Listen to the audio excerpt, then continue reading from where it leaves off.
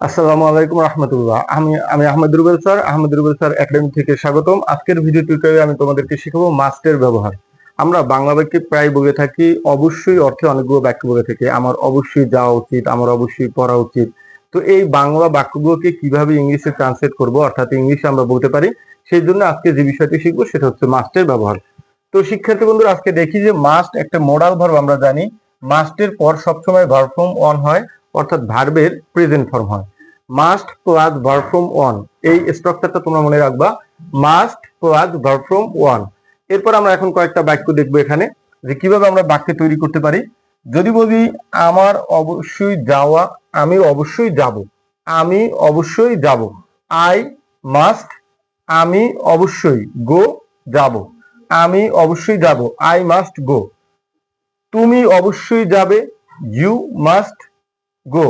সে অবশ্যই যাবে, he must go. তারা অবশ্যই যাবে, দে মাস্ট গো। ঠিক একইভাবে আমরা কোনো ব্যক্তির নামও বলতে পারি, যেমন এখানে আমরা দিয়েছি আতো মাস্ট গো, আতো অবশ্যই যাবে। তো এভাবে আমরা পরবর্তী যে ভার্বগুলো আছে এই ভার্বগুলো শুধুমাত্র স্ট্রাকচারে বসাইয়া আমরা মিনিং করতে পারি।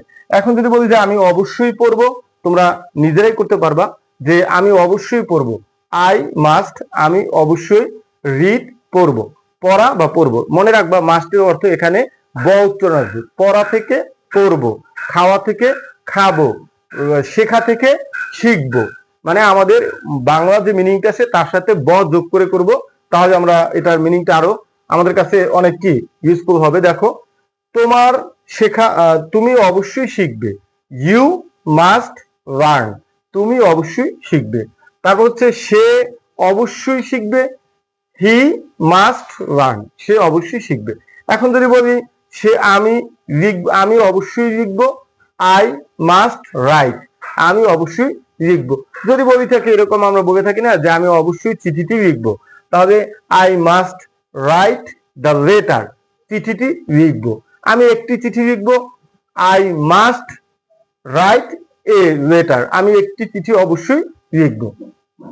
এখন প্রিয় শিক্ষার্থী, তোমরা আই এর জায়গায় ইউ বসাইতে পারো, যে তুমি অবশ্যই লিখবে, তুমি অবশ্যই ঘুমাবে, তুমি অবশ্যই খেলবে। জাস্ট এখান থেকে সাবজেক্টের সাথে তোমরা মাস্ট বসাবা, আর যে কোনো একটা এরকম ভার বসাই দিবা, তাহলে দেখবে এখান থেকে তুমি কথোপকথনে এরকম শতে শতে বাক্য তোমরা তৈরি করতে পারবা।